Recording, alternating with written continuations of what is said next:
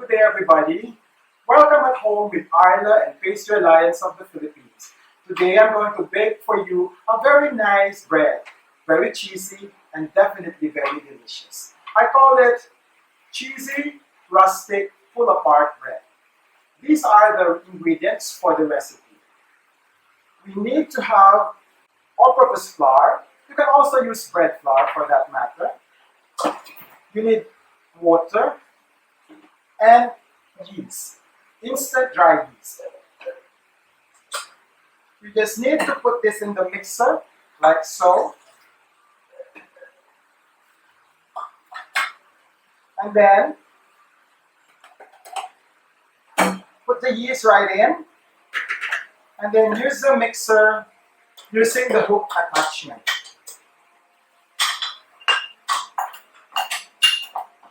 Mix this until it's soft and smooth. Probably around 5 minutes.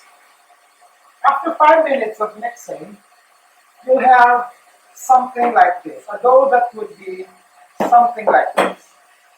Very stretchable already and smooth. And then you put this in a cling wrap, like so, and then you rest it for about 4 hours or overnight in the chiller.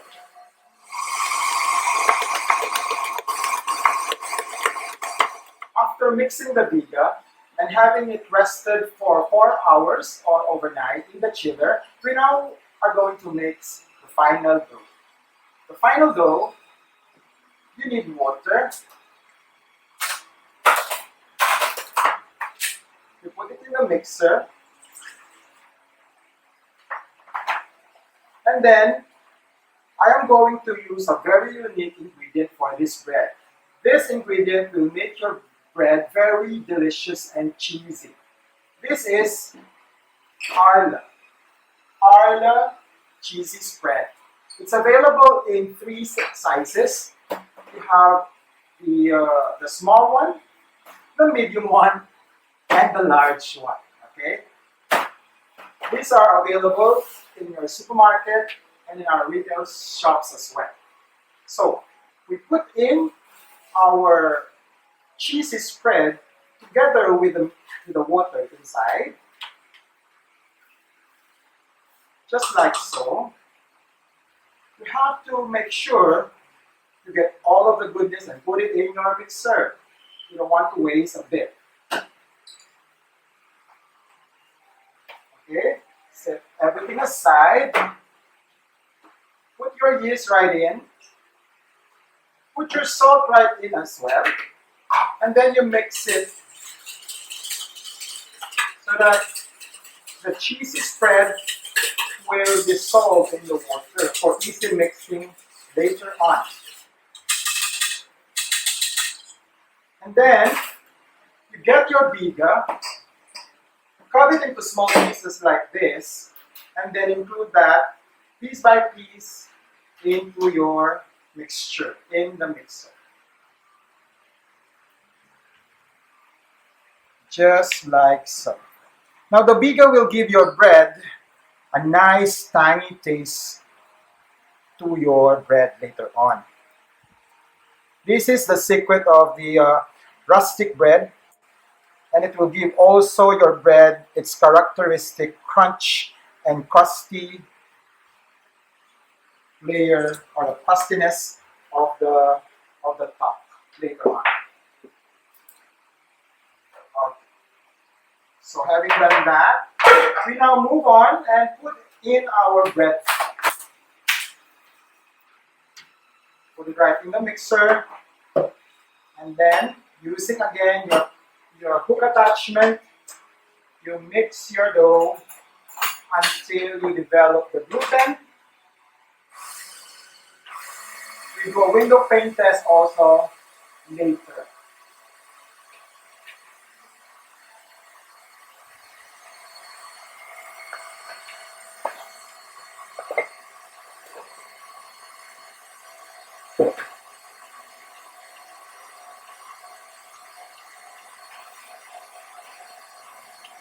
So you mix this slowly at the beginning, and then you increase the speed as you develop the gluten. Maybe that will take around after 5 minutes of mixing at this speed, you increase the speed a little notch higher to develop the gluten.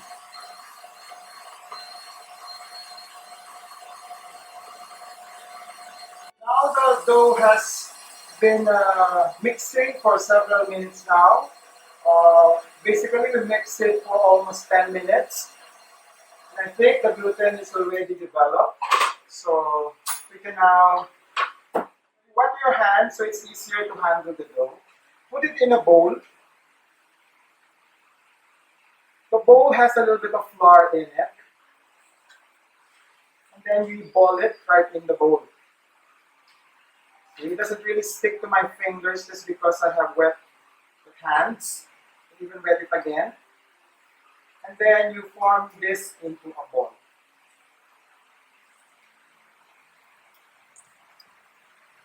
You can do the window pane test. You just stretch it out like this, and it should be very stretchy. It's okay if you have a little bit of tearing. That's okay. But this one for me is good enough. Very stretchy. Now at this point, we cover the bowl with a cling wrap and let it ferment for 1 hour or until it doubles in size.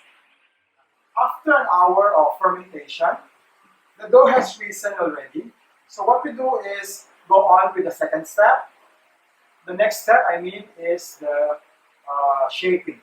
So what we do is we get flour and dust our work table with it. Do not put too much, just enough so that the dough will not stick. Put your dough, and then you dust it again with a little bit of flour. You tap the dough like this so that gases you get rid of the gases, that's what I mean. Okay? And then you do this step, you fold it right in,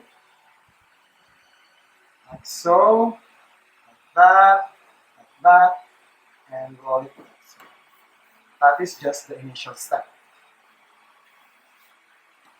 What we're doing here is we wanted to create the structure of the bread, so as it bakes in the oven, it will have enough strength. What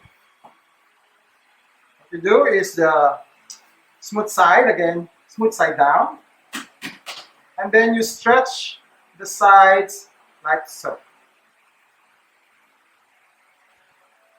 It's just like playing with Play-Doh. Like that. If it's sticking a bit in your hands, you just get a little bit of flour, and then make sure it doesn't stick to the work surface as well. Tap it again like that, and then you rotate like so. And then we tighten it more, like that. Alright? We're making a batard, guys. So this is like a fat-shaped baguette. And then, if it's sticking to your hands, you just get a little bit of flour and then make the ends a little bit tapered like so. So you want to create something, a shape like this. Alright? And then you put it in a tray. You can grease the tray with shortening, or you can just put a little bit of flour on the tray and then transfer your bread right here. Now the recipe you can create 2 loaves with the recipe, okay? At 400 grams a piece. And then we are going to proof this. Proofing is up to an hour or so until your dough doubles in size, okay? So we just put it in a warm place, like I use my oven which is turned off. So that is where my proofing will take place. After proofing the bread for around 45 minutes, it would look like this. It would have doubled already in size. Okay, so it doubled in size already. So now it's time for baking. So you bake this at 180 degrees Celsius for around 45 minutes or until you have a very crusty, light golden brown top. After baking and cooling the bread, you have something like this. Okay, a very nice buttered shaped rustic bread. You cut it on the diagonal. Do not cut all the way through though. Okay, do not cut all the way because we still wanted the bread to be intact. We're gonna do something special with this bread even more.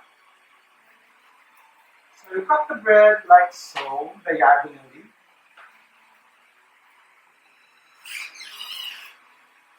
Make sure that your bread is already cooled down so that it's easier to slice. Now, if you have stale bread at home, this is a nice recipe for you guys to use your stale bread.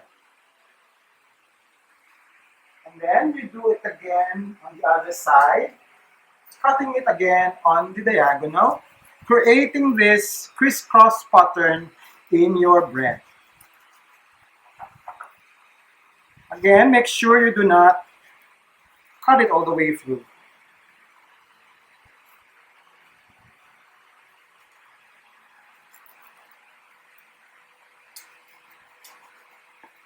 Right. You can make other shapes of bread, okay? If you want a baguette for this, you can do that as well. Now here comes the fun part of it all. We put more flavorings and more sinful stuff inside the bread. What you need to do is transfer the bread in a pan like this. And then we are going to make the filling. The filling, you need to have either butter and some minced garlic. You saute the garlic into the butter, but not so that it would turn brown. You just need a taste of the garlic in the butter. Do not brown it too much, just because we're still gonna bake it one more time. So we would like to put in now all of the goodness of the butter, Arla butter for this. And then you insert all of this garlicky, buttery goodness in all the crevasses and crannies of this bread. Like so.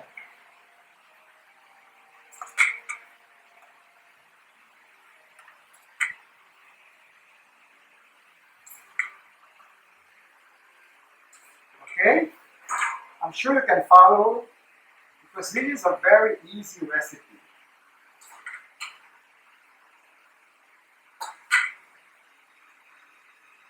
Your butter look 200 grams. We use 200 grams of butter here. It may look a lot, but you know, this bread needs a lot of butter. So we put all of it inside like so.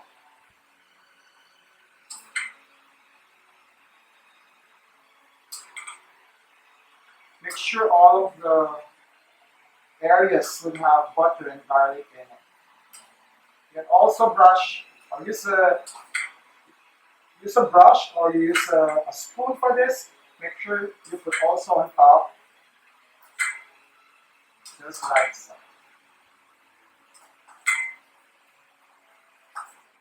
Now we prepare another filling for this. I'm not just satisfied with just butter, either butter and garlic.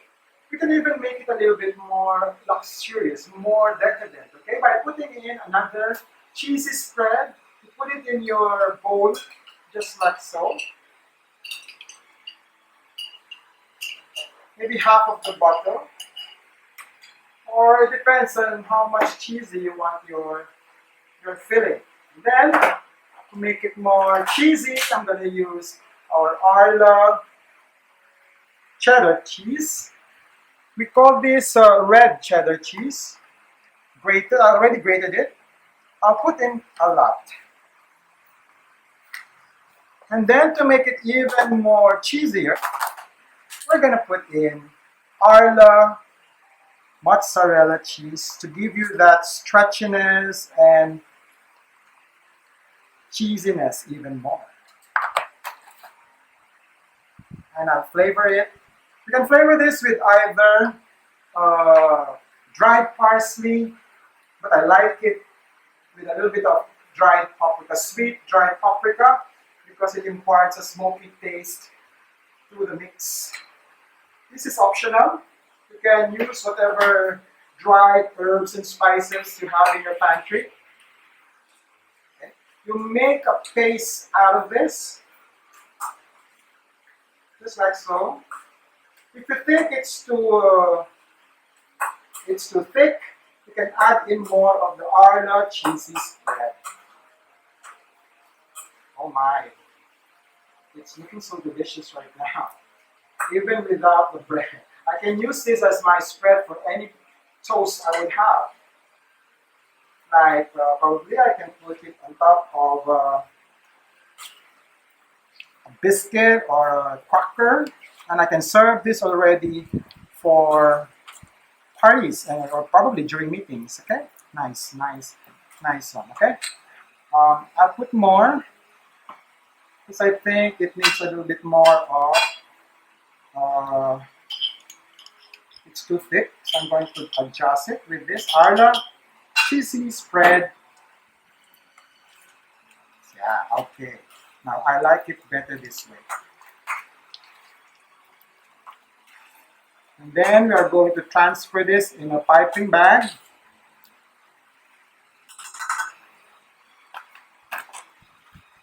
Piping bag, just like so.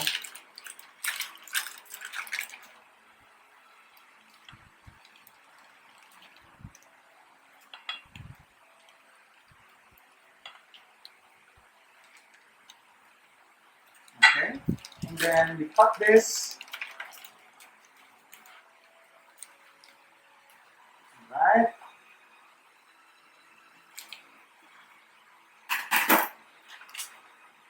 Just cut it with this. Make the hole a little bit bigger because it's a little bit chunky. Then you test it. Alright. Now what you're gonna do now is in all of those cut portion of the bread, you insert your filling. Probably you can taste the bread right now. And how cheesy it will become later on. As we're gonna bake this again, guys, okay? We bake it again to the point that the cheese would melt. And that will add a lot of cheesiness and gooiness to this bread.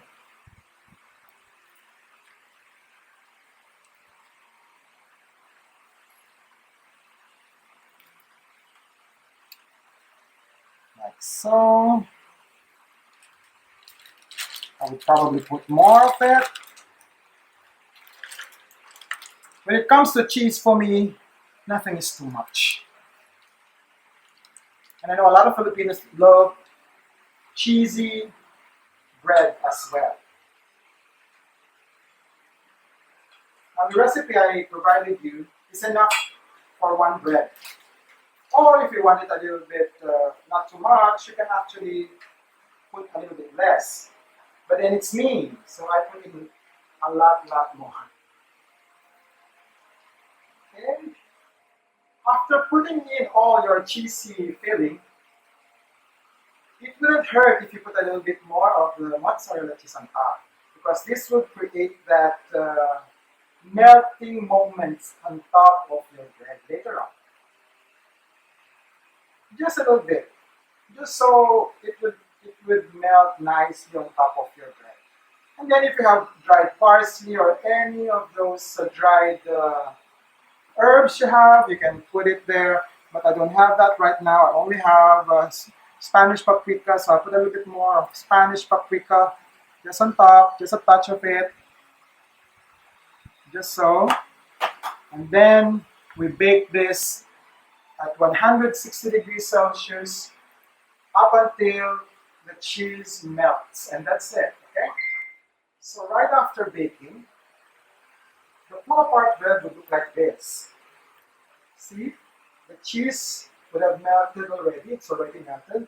And then give it a rest a little bit because I want you to see as I pull out one piece so that you'll see how cheesy it is.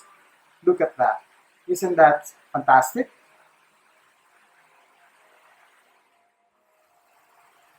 See, it will be cheesy. As you pull it out, the cheese would stretch just like so. Okay. Now this is good for your family, for merienda.